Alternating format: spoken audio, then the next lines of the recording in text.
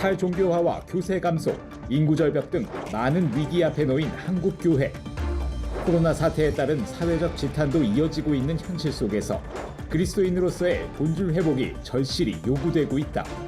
기독교의 복음의 유일성과 절대성이 교회 안에서조차 도전을 받는 시대에 있습니다. 성경이 우리의 신앙과 삶의 유일한 표준이라는 개혁주의 생명신학, 실대 실천운동이 절실하게 요청되는 시대라고 할 수 있습니다. 함께 기도하는 운동을 한다면 도리어 개혁주의 생명신학을 통해서 위기에 빠진 한국교회가 도리어 한 단계 더 성숙하고 또 본질로 돌아가는 그런 계기가 되지 않을까 생각합니다. 본질로 돌아가 한국교회 앞에 놓인 문제를 해결하고 서로 연합해야 하는 지금. 개혁주의 생명신학의 적용과 실천 과제에 대해 알아본다.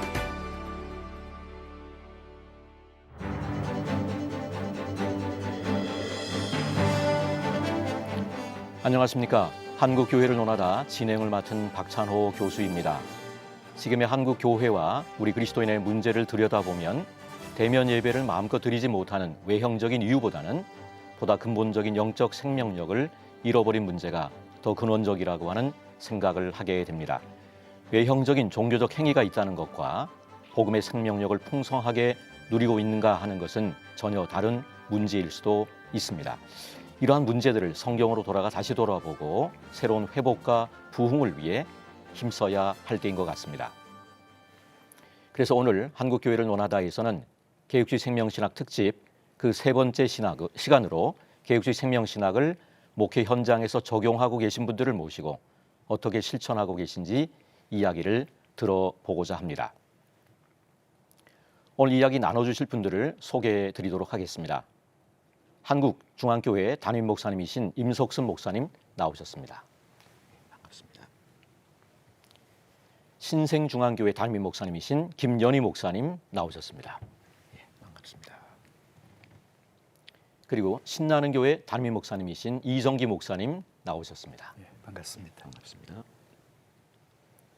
끝으로 백석대학교 실천신학 교수이신 성종현 교수님 나오셨습니다. 반갑습니다. 반갑습니다.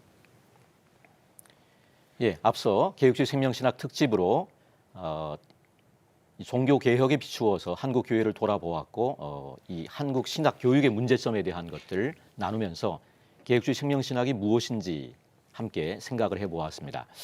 자, 그래서 이 개혁주의 생명신학을 그러면 우리가 목회 현장에서 어떻게 적용하고 실천할 수 있는지에 대해서 궁금하신 분들이 많으실 것 같아서 실제로 이제 목회 현장에서 개혁주의 생명신학을 어떻게 적용하고 경험하고 계신지에 대해서 우리 목사님들의 이야기를 듣도록 하겠습니다. 먼저 임석순 목사님부터 말씀 부탁드립니다. 제게는 이제 평소에 두 가지에 대한 고뇌가 있었습니다. 이제 하나는 유럽에서 80년대 이렇게 유학하면서 한국 교회도 머지않아 이렇게 생명력 없는 유럽 교회가 될 텐데 이런 상황에서 어떻게 우리 한국 교회가 생명력이 좀 있을 수 있을까 하는 고뇌. 또 하나는 이제 신학교에 머물러 있으면서 개혁주의 신학에 대한 나도 개혁주의 신학을 하고 가르치면서도 거기에 대한 고뇌가 참 많이 있었는데 그래서 이제 저희 교회에서는 제가 개혁주의 생명 신학을 접하기 전에 두 가지 영성을 강조했어요. 하나는 성자적 영성. 앞으로 우리 한국교회가 반드시 예수님을 닮아가는 실천이 필요한데 그래서 오래전부터 이제 그걸 강조했고 이제 두 번째는 변혁적 영성인데 새로운 세대가 새로운 나라가 이루어져야 하는데 이것에 대한 두 가지 영성을 가지고 그냥 나름대로 여러 가지 교회에서 그걸 적용하고 가르쳐 왔는데 이 개혁주의 생명신학 7대 실천 운동을 보니까 첫 번째 신앙 운동 이것은 결국은 우리의 신앙의 모든 삶이 말씀이 기준이 돼야 되기 때문에 예수님을 따라가려면 결국은 말씀이 기준이 돼야 되고 그리고 신학 회복 운동이라는 것은 종국은 신학이 학문이 돼서 생명력이 없을 수 있는 거기 때문에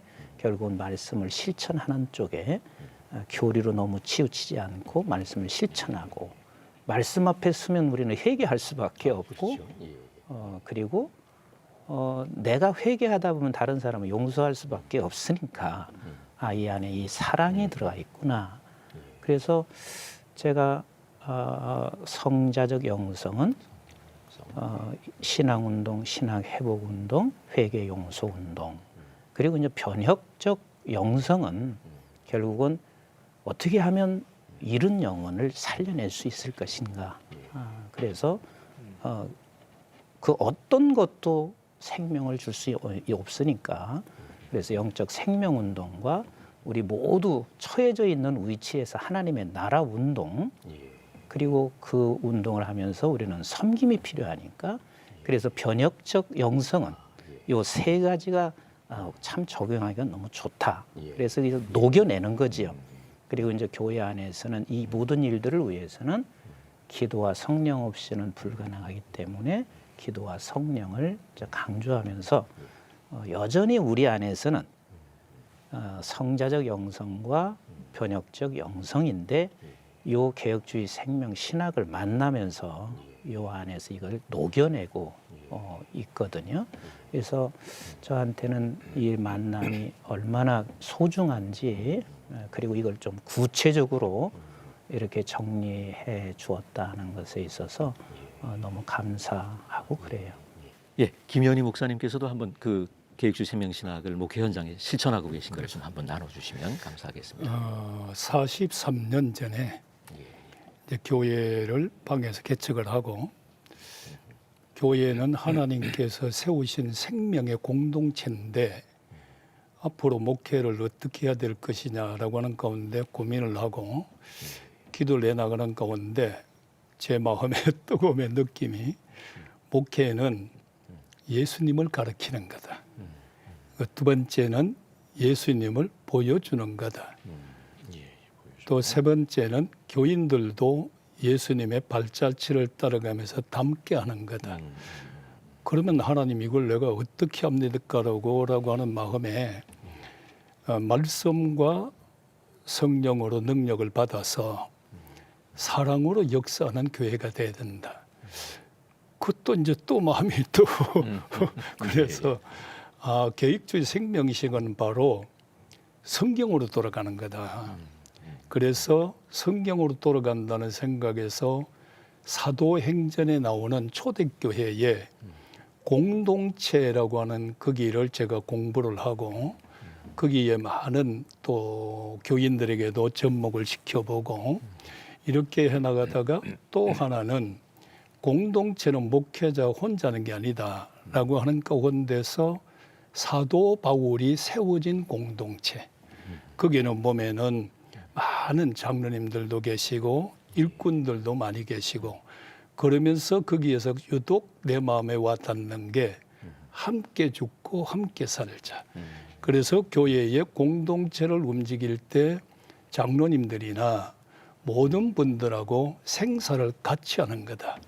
라고 하는 가운데에서 교회를 이끌어갈 때 배운 자가 가르칠 수 있구나 라고 하면서 개혁주의 생명신학을 더 배우게 되니까 내 나름대로 좀 더 가다듬어지는 것 같아요.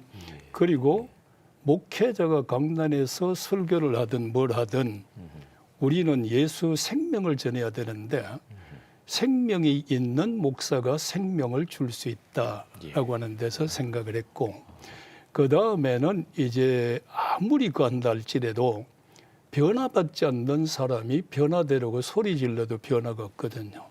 그래서 변화된 사람이 좀 부끄럽습니다. 제가 변화된 사람이 변화를 시키려고 하면 예수의 생명력이다.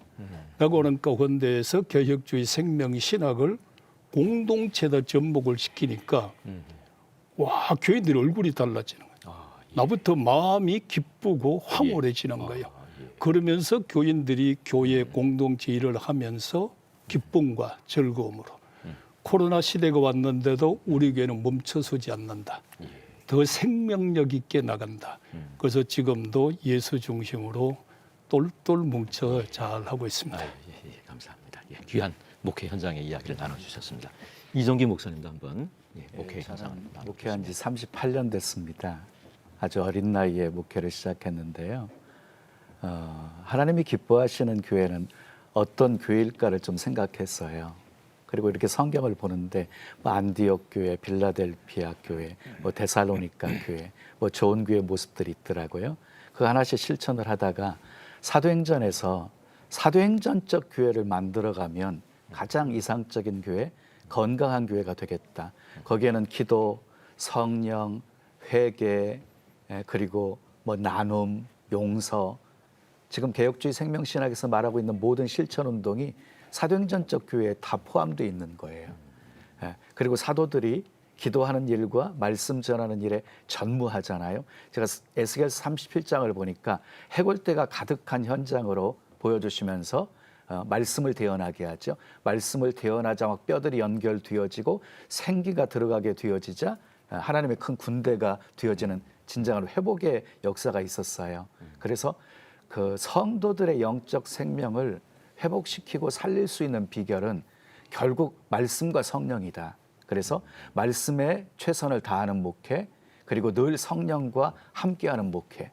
그러다 보니까 건강한 교회로 성장하면서 성령의 끊임없는 역사가 교회를 통해서 나타나게 되어지고 정말 하나님의 살아계심이 증거되어지게 되어지고 성도들의 신앙들이 영적으로 성장하는 모습들을 보았습니다.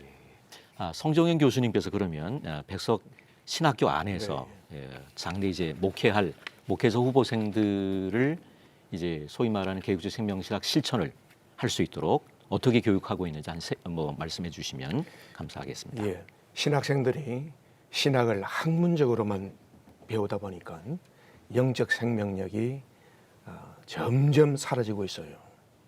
그래서 우리 백석 학원에서는 이 같은 문제를 근본적으로 우리가 해결하기 위해서 개혁주의 생명신학에 입각한 교육을 현재 실시하고 있습니다. 그 가운데 대표적인 세 사례만을 간략히 제가 말씀드리겠습니다. 첫 번째는 신입생 영성 수련회입니다. 우리 신학대학원 신입생들은 입학 전에 2주간 합숙하면서 영성 수련회에 필히 참석해야 됩니다. 이때 학생들만이 아니고 백석학원의 설립자 되시는 장종현 총장님과 우리 기독교학부 교수들이 함께 참석합니다.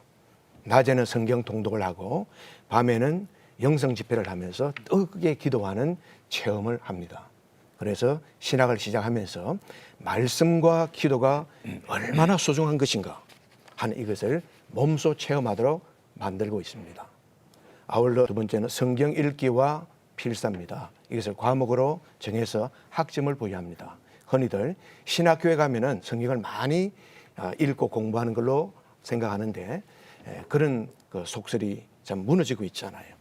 그래서 우리 신학교에서는 정말 신학에 하나님 말씀을 존경하는, 존귀 여기는 이런 자세를 갖도록 만들고 있습니다. 마지막 세 번째는 수업 전 기도입니다. 매일 수업하기 전에 모여서 1시간 하나님 앞에 뜨겁게 함께 기도하는 시간을 가집니다. 이런 시간을 통해서 기도하는 그러한 영적 습관이 몸에 배이도록, 몸에 배어야 돼요. 근데 참 감사한 것은 이런 전통이 우리 학원 설립 44년 동안 지속적으로 개성해 오고 있다는 겁니다. 그래서 방배동 캠퍼스는 한마디로 신학도들의 기도의 용광로다.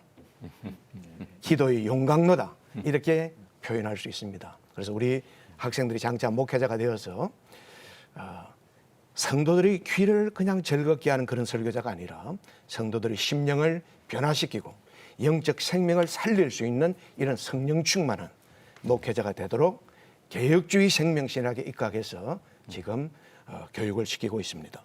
예, 세 가지를 말씀하신 것 같아요. 네. 영성 수련회, 그리고 이제 성경 읽기와 필사, 그리고 이제 수업 전 기도회를 말씀하신 것 같은데 영성 수련회는 제가 좀 할 말이 좀 있습니다. 신입생들은 한 번 하는 거지 않습니까? 저희는 해마다 합니다. 설리사 목사님하고 이게 꼼짝없이 해마다 이 신입생 영성 수련회 참 넘치지요. 그게 이제 저희들에게 큰 은혜가 되는 것 같고요.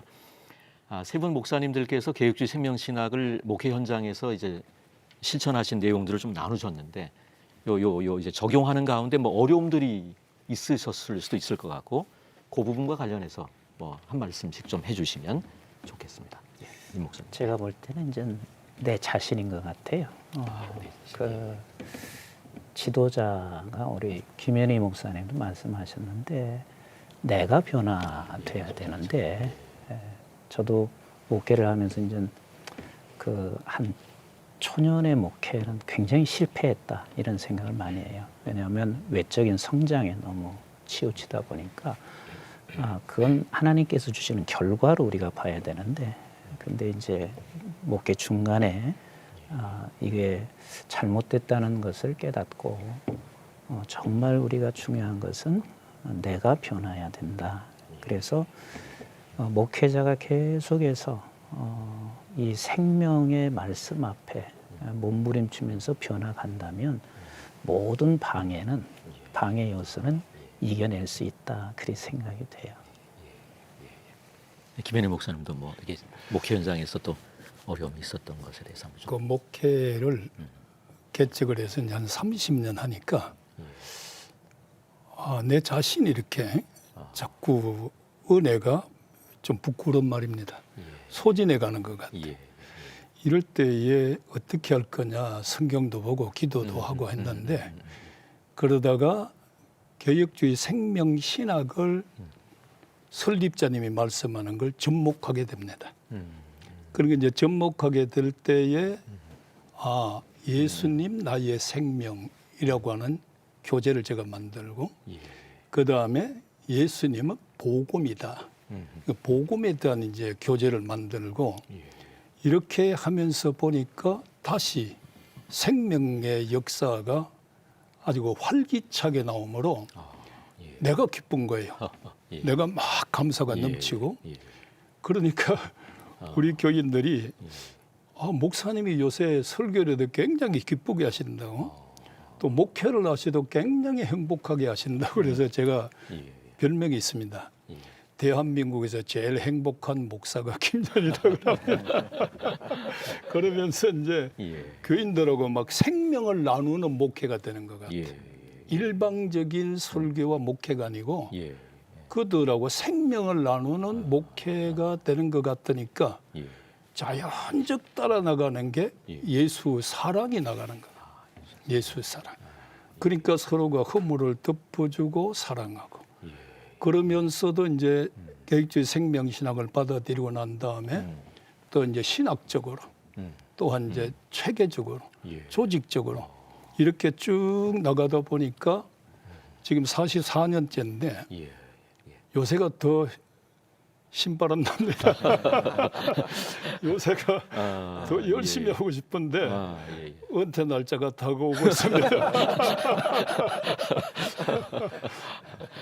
제가 질문한 거는 이제 목회하시면서 어려움이 있었을 때 이제 개혁주의 생명신학을 실천할 때 어려움이 있었던 걸 어떻게 극복했냐 제가 여쭤봤는데 목회 현장에서 어려움들을 개혁주의 생명신학을 만나면서 다 극복을 하셨네요.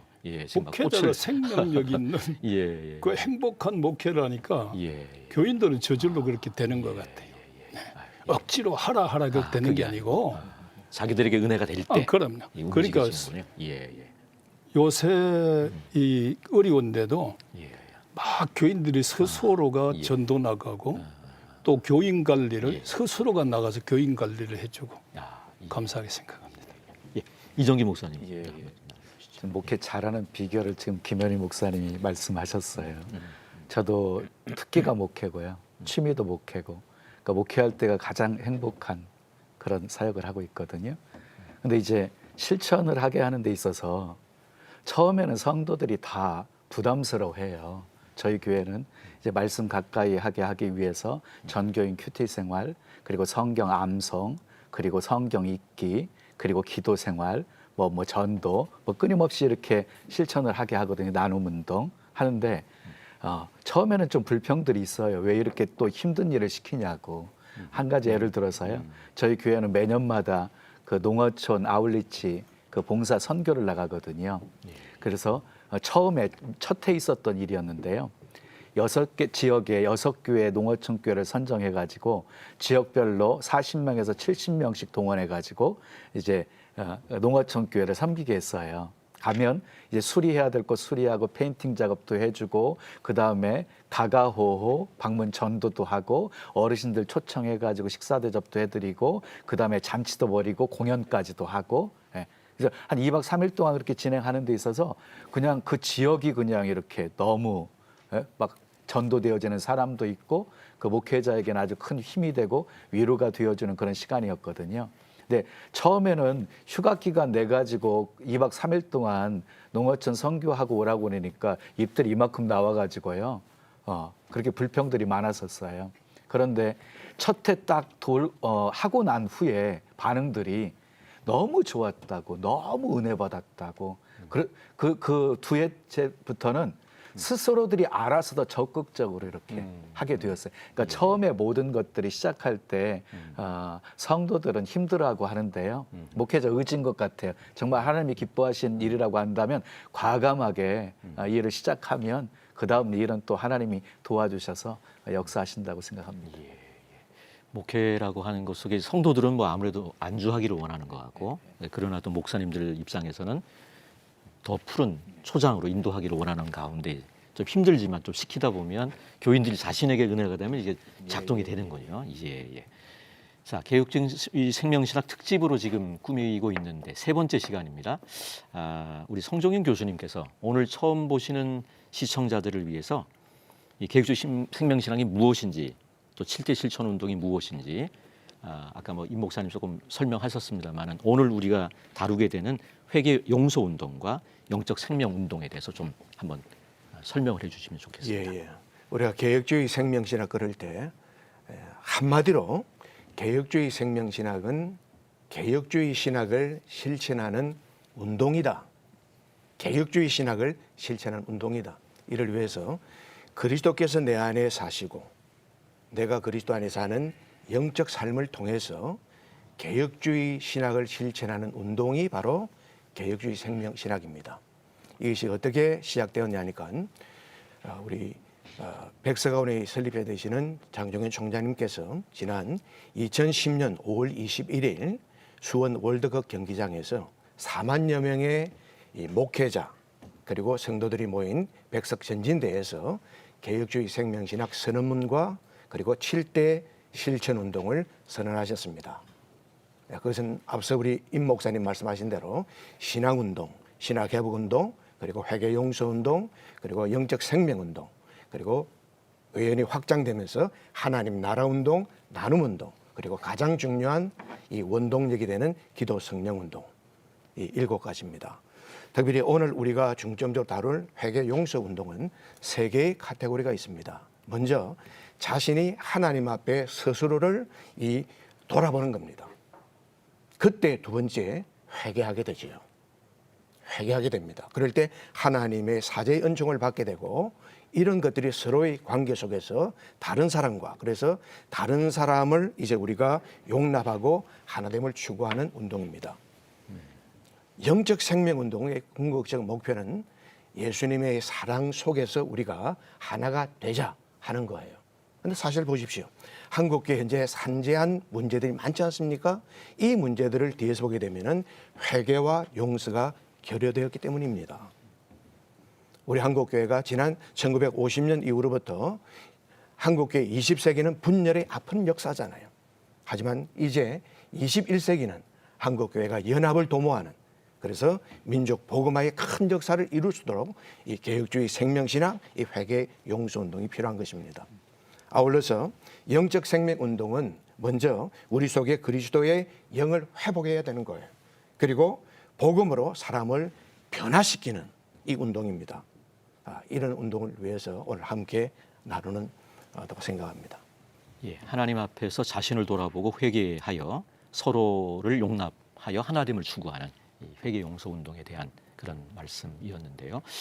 지금 이제 교회 현장 속에서 사실은 이제 성도들 간에 서로 용서하고 화해하는 이런 일들이 참 일어나기가 어려운 가운데 있는데 뭐 그 이유랄까요? 이정기 목사님께서 한번 목회자의 입장에서 한번 나누어 주시면 좋겠습니다. 네, 성도들이 삶 속에서 말씀의 가르침 따라 이렇게 좀 실천해야 되는데요. 말 그대로 그냥 신앙 따로 삶 따로 이원론적인 삶을 살고 있는 게 문제인 것 같아요. 예수님께서 너희는 세상의 소금이다, 세상의 빛이다 라고 말씀하셨잖아요. 그러니까 우리 그리스도인들의 삶의 주 무대는 교회가 아니라 사실 세상이거든요. 세상에서 하나님의 영광을 드러내라고 한 거거든요. 근데 결국 하나님이 원하시는 삶은요, 십자가의 삶입니다. 그러니까 모든 계명이 핵심인데요. 위로 하나님 사랑, 이웃 사랑, 이 두 가지가 균형을 이룰 때 하나님이 원하시는 십자가의 삶이 이루어져요. 삭개오가 예수님 만나고 나서 주님과 관계가 회복이 되어지니까 토색한 거 4배로 갚아주고 자기 소유를 팔아서 가라는 사람이 나누어주는 이 수평적인 삶도 회복이 되어지거든요. 그래서 정말 하나님이 원하시는 변화의 삶은 그 십자가의 삶이다. 근데 중요한 건 실천이 중요한 거죠. 초대교회가 아름다울 수 있었던 비결은 사도들의 가르침을 따라서 순종하며 살았다는 거예요. 그래서 서로 통용했어요. 소유를. 재산과 소유를 팔아서 각 사람에게 나누어졌어요. 자기 재물을 자기 것이라고 하는 자가 하나도 없더라 하고 표현할 정도로요. 그러다 보니까 모든 백성들에게 칭송을 받게 되어지고 날마다 구원받는 수가 더해지게 되어지는 놀라운 부흥의 역사가 일어나게 되어집니다. 그런데 성경은 굉장히 역설적이죠. 죽어야 산다. 버려야 얻는다. 비워야 채워진다. 낮아지면 높아진다. 그리고 섬기면 큰 자가 되어진다. 그런데 기독교인들의 모습을 보면은 비우려고 하지 않습니다. 버리려고 하지 않습니다. 섬기려고 하지 않습니다. 높아지려고만 합니다. 다시 회복할 수 있는 비결은 십자가 앞에 서야 된다고 생각합니다. 십자가 앞에 서면 이기지 못할 상황 없고 용서하지 못할 사람도 없다고 생각합니다. 십자가 든든히 붙잡고 정말 십자가 앞에 서서 십자가 든든히 붙잡고 실천하는 삶을, 십자가의 삶을 산다고 한다면 잃어버린 신뢰도 다시 회복할 수 있을 것이라고 생각합니다.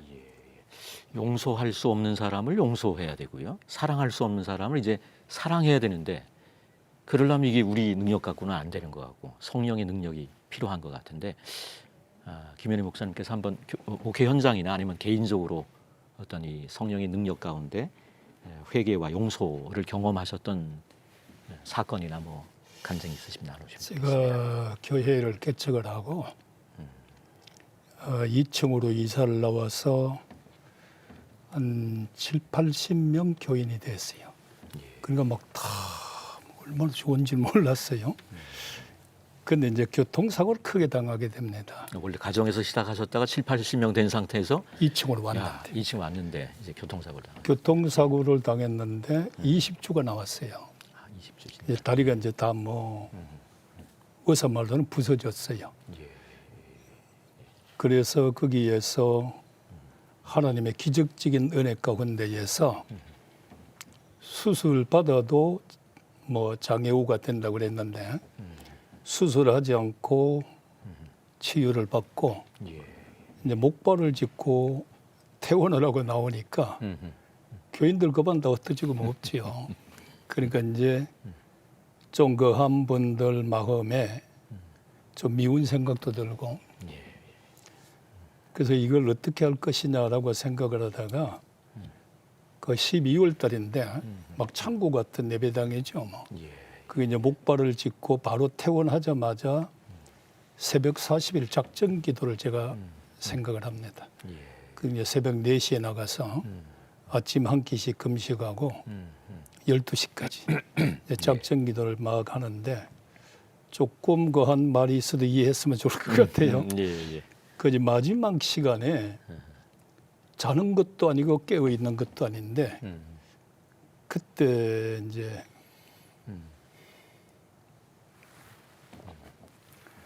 그 주님을 만나게 됩니다. 만나게 됐을 때에 주님 앞에는 거짓말이 없는 것 같아요. 너 그렇게 그들이 싫으냐 그러는 것 같아요. 그래서 내가 정말로 싫습니다. 내가 이 정도 환자가 돼 나와서 싫다. 그때 그 주님이 십자가를 진 모습을 하시면서 내가 너에게 양을 맡길 때 사랑하라고 맡겼지. 그렇게 싫어하라고 맡겼느냐. 내가 너를 사랑한 것 같이. 그러면서 예수님이 십자가상에서 나를 사랑하는 그 모습이 이 상상이 되는 거예요.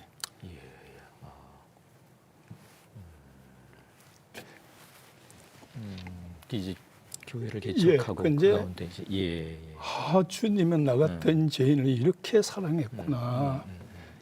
사랑하라고 맡겼는데 내가 미운 마음, 싫은 마음을 가졌구나라고 하면서 진짜 엄청 많이 울었어요. 그럴 때 내가 싫어하는 저 사람을 예수님은 지금도 십자가에서 물과 피를 다 쏟으면서 사랑하시는데 나는 미워하는구나. 이게 바로 내가 죄인이구나. 내가 변해야 된다. 라고 하면서 굉장히 한번 회개도 하고 이제 울고 그리고 난 다음에 이제 그런 마음이 싹 없어지고 40년 동안 지금도 목회를 하면서 교인들이 좀 거 하면 그때 그 생각을 그 생각이 야 네가 싫어하는 사람 나는 지금도 사랑하는데 너가 싫어해. 그 마음이 왔다고도 싹 없어지는. 그런데도 그 실천을 못하고 있습니다. 그래도 그럴 때마다 이제 그 사건을 그 생각하고 사건을 이제 계속 생각하고 이제 거기에서 이제 사랑의 마음을 갖고 보도도 맞추고 사랑하니까 첫째 이제 우리 교인들이 우리 전도사는 사랑의 전도사가 됐네라고 하는 말. 그리고 그런 마음을 가지고 실천을 해야 되는데 지금도 회개 용서 운동에 대한 아주 정확한 그 실제적인 예가 된 것 같습니다. 이정기 목사님도 좀 나눠주시면 감사하겠습니다. 그 성도들이 회개와 용서의 삶을 실천하기 힘들어하는 이유 중에 한 가지는 성경에서는 사랑을 강조하고 있고 용서를 강조하고 있고 회개를 수없이 강조하고 있잖아요. 그런데 여전히 우리가 내 인생의 주인이 되어 살고 있는 거예요. 주권이 사실 내게 있는 것이 아니라 우리 주님이 명령하셨으니 우리는 그냥 순종만 해야 되는 거거든요. 저는 신앙생활 10년 하고 20년 하고 평생을 신앙생활해도 다람쥐 쳇바퀴 돌듯이 변하지 않는 근본적인 이유가 인생의 주인이 하나님이라고 고백은 하면서도 여전히 자기가 인생의 주인이 되어 살고 있기 때문이라고 생각해요. 천동설은 지구중심설이잖아요. 지구중심으로 모든 천체가 움직인다. 근데 이것이 코페르니쿠스에 의해서 영적 지동설로 바뀌게 되어져요. 그래서 태양을 중심으로 해서 지구가 움직이는 거예요. 이거 하나 변했는데 엄청난 과학적인 발전이 찾아오게 되어지거든요. 자, 나를 중심으로 하나님이 움직여야 된다. 이게 영적 천동설의 삶입니다. 이게 하나님을 중심으로 내가 움직이는 영적 지동설의 삶으로 바뀌게 되어지면 엄청난 신앙의 변화가 찾아온다고 생각을 해요. 하나님이 하라면 하고 가라면 가고 멈추라면 멈추고 기다리라면 기다리고 철저하게 우리 주님이 주인된 삶을 이끄시는 대로 순종하는 삶을 살 수 있다고 한다면 나는 정말 저 사람 용서하기 힘들지만 용서할 수 있고 이렇게 실천이 가능하다고 생각을 합니다. 그러니까 예수 믿고 복 받으세요라고 하는 게 사실은 예수 믿고 무릎 꿇으세요. 이렇게 좀 해석할 필요도 있고 그래서 우리의 주권이 넘어가야 되는데 여전히 인생의 주인으로 살아가니까 이제 그런 문제가 빚어진다 이렇게 말씀하신 것 같고요. 아마도 목사님들의 가장 큰 보람은 성도들의 변화인 것 같습니다. 변화. 그래서 설교를 통해서 성도들의 삶이 변화되고 말씀하신 것처럼 생명력을 얻게 되면 이제 기쁨을 느끼게 되는데 가장 중요한 어떤 성도들의 영적인 생명을 얻게 되는 수단은 설교일 것 같은데 설교 준비나 어떤 운동선수가 말하는 이제 루틴이라고 하는 게 있는데 설교를 계속 해야 되는 그런 입장에서 이 어떤 나름의 어떤 설교 준비라든가 이런 부분 쪽에 아니면 설교를 뭐라고 생각하시는지 한번 임석순 목사님 좀 나눠주시면 감사하겠습니다. 우리 김현희 목사님이나 이정희 목사님 말씀에 굉장히 많이 공감을 많이 하는데 예전에는 어떻게 저 사람을 변화시킬까에 설교가 많이 초점이 맞춰졌는데 지금은 나에게 본문에서 화살을 쏘지 않으면 설교를 할 수가 없더라고요. 그러니까 나에게 주시는 메시지가 나는 가장 먼저 중요하다. 그래서 내게 주신 그 화살을 제가 기도로 녹여내고 그리고 다른 말씀과 함께 말씀으로 녹여내서 우리 청중 성도들에게 다시 화살을 쏘는 것이 저는 설교다 그렇게 생각을 하고 설교자에게 늘 꼭 기억해야 할 것이 설교하고 변하지 않는 것에 대해서는 좌절을 안 했으면 좋겠다. 왜냐하면 콩나물에 물 붓듯. 예, 아니 바울은 심고 아볼로는 물을 주는데 열매를 맺게 하시는 이는 하나님이시니까. 사실 또 조급한 마음이 있으니까 네네, 성도들이 빨리 변하기로 원하는 마음도 그래서 있긴 한데요. 저도 이 본문에서 내가 변하고 이걸 잘 녹여 청중에게 화살을 좀 쏘면 그것으로 설교자의 가장 좋은 역할이 아닌가 그렇게 생각해요. 성 교수님께서는 뭐 설교학도 가르치시는 거로 네, 알고 있는데 그렇습니다. 뭐 이 설교에 대해서 또 뭐 한번 좀 네, 제가 하나의 간증을 좀 드리고 싶습니다. 우리 교수들은 학회 활동을 하는데 2017년 5월 27일에 우리 개혁주의 생명신학회와 한국개혁신학회가 공동 학회를 하게 됩니다. 거기에 개회 예배에서 우리 설립자 장종희 총장님께서 충격적인 메시지를 그날 전해주셨어요. 내용인즉 1시간 주석을 보면은 2시간 성경을 보고 2시간 성경을 보면은 3시간 기도하면서 하나님 말씀을 준비하는 이런 목회자를 양성하는 신학 교수가 되십시오. 1, 2, 3. 그때 제가 제일 앞자리에서 앉아서 말씀을 들으면서 마치 해머로 머리를 맞는 것 같았어요. 왜냐하니까 제가 그렇게 살지 못했거든요.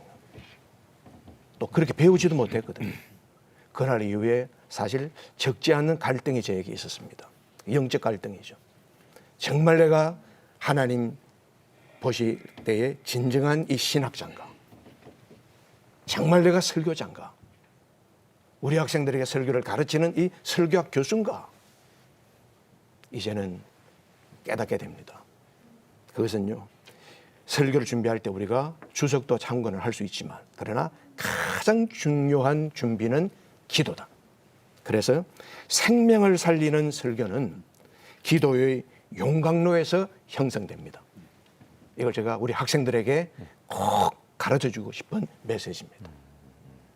설교를 남에게 하려고 하는 게 아니라 나에게 쏘는 화살로 받아들이고 그걸 가지고 이제 기도의 골방에 들어가서 기도하고 말씀을 전할 때 성도들의 삶 속에 이제 변화가 있는 거군요. 예. 굉장히 참 은혜가 되는 말씀인 것 같고요. 자, 그러면 이 목회라고 하는 게 뭐 굉장히 바쁘지 않습니까? 이 바쁜 가운데 사실은 이제 목사님들의 어떤 이 영성 관리라 할까요? 이 자기 관리라 그럴 수도 있는데 그런 거를 어떻게 하고 계신지에 대한 거를 좀 한 번씩 나누시면 좋으리라고 생각합니다. 임석순 목사님부터 저는 그저 뭐 영성 관리나 자기 관리나 이 시간 관리 이런 것을 뭐 특별하다기보다는 일단 정체성을 놓치지 않으려고 늘 날마다 좀 싸우는 것 같아요. 그러니까 내가 하늘로부터 온 자, 하늘에 속한 자, 거기에 또 목사로 내가 불려진 자. 그러니까 늘 이 정체성을 붙잡고 놓치지 않으려고 많이 애를 쓰는 것 같아요. 예. 이정희 목사님도 좀 네, 요즘 재테크가 관심들이 많잖아요. 근데 저는 좀 시테크를 해요. 시간에 끌려가지 않고 시간을 좀 내가 관리하려고 하는 굉장히 바쁜 일정 속에서도 바쁜 일 때문에 중요한 일이 밀리지 않게 하자. 이렇게 힘쓰고 있고요. 빌 게이츠에게 성공의 비결을 물었을 때 빌 게이츠가 이런 말을 했습니다. 나는 머리가 명석한 천재도 아니고 힘이 센 강자도 아니다. 나는 매일같이 변하려고 노력했다. 체인지의 질을 실어 바꾸면 찬스가 된다. 이렇게 빌 게이츠가 한 말이에요. 근데 변화는요. 요즘 기업들도 변하지 않으면 도태할 수밖에 없잖아요. 근데 변화는 하나님의 강력한 요구예요. 로마서 12장 2절에 보면 너희는 이 세대를 본받지 말고 오직 마음을 새롭게 함으로 변화를 받아서 하나님의 선하시고 기뻐하시고 온전하신 뜻이 무엇인지 분별하도록 하라. 그러니까 변화는 하나님의 강력한 요구거든요. 그래서 저는 사실 하나님 앞에서 내 자신의 모습을 살피면서 정말 회개 많이 합니다. 신앙생활 잘하는 비결은 회개 잘하는 데 있다고 생각을 하거든요. 그래서 하나님 앞에 섰을 때 착하고 충성된 종이다. 이 한마디 듣고 싶어서 최선을 다하고 있고요. 기도생활 힘쓰고 말씀 준비에 최선을 다하는 목회하려고 힘쓰고 있고요. 그리고 이성적인 문제라든지 이런 부분도 굉장히 조심을 하고 있습니다. 제 차에는 결코 우리 가족 외에는 태우지 않습니다. 그러니까 이렇게 새벽기도 마치고 가다가 어느 여집사님이 걸어가는 모습을 봐도 그냥 지나가 버립니다. 절대로 안 태웁니다. 그래서 어떤 빌미를 만들어 주지를 말자. 그래서 나름대로 그냥 하나님의 기쁨이 되는 그런 목회를 하려고 최선을 다하고 있습니다. 그렇습니다. 사실 성도들의 그 실력이랄까 이거는 고난 가운데 드러나는 것 같은데요. 고난에도 불구하고 이제 주님이 주신 생명을 누리는 그런 삶을 살아가는 어떤 비결에 대해서 간단하게 좀 말씀하시고 마무리를 하면 좋을 것 같은데요. 저는 설교를 통해서 변화시켜야 된다 생각하기 때문에 설교를 일주일 합니다. 준비를. 그리고 토요일 날 원고가 마무리되면 그 설교 준비한 데서 내가 먼저 은혜가 돼야 되고 내 마음의 문제가 해결돼야 되고 내 마음의 영성 갈증이 해결돼야 된다. 그래서 어떨 때는 전혀 안 될 때가 있어요. 그리고 그걸 가지고 막 저녁에 자다가도 기도를 하고 하면 새벽 3시 되면 일어납니다. 일어나서 자신에 대해서 하고 복음을 전가하면서 율법에 치우치지 않도록 신비에 치우치지 않도록 말씀과 성령과 십자가 부활의 복음에서 생명을 전할 때 저들이 변화의 역사를 보게 됩니다. 감사합니다. 한국 교회를 논하다 개육지 생명신학 특집 시리즈. 오늘은 그 3번째 시간으로 개육지 생명신학 7대 실천 운동 가운데 회개 용서 운동과 영적 생명 운동을 목회 현장에서 어떻게 적용하고 실천할 수 있는지에 대해서 말씀들을 들어보았습니다. 넬슨 만델라와 함께 남아프리카 공화국의 인종차별 정책을 철폐한 데스먼트 투투 주교의 책 용서 없이 미래 없다를 오늘의 대담 주제에 대입해보면 회개 용서 운동을 통한 하나됨 없이는 한국 교회의 미래는 없다라고 말할 수 있을 것입니다. 이 어려운 시절 그 어느 때보다 우리의 신앙의 본질이라고 할 수 있는 영적 생명을 회복하는 일에 우리가 더욱 힘을 모은다면 위기라고 불리우는 지금의 한국 교회가 예수 그리스도 안에서 진정한 회복과 새로운 부흥을 경험하게 될 것입니다. 한국 교회를 논하다 오늘 순서 여기서 마칩니다. 함께해 주신 여러분 고맙습니다.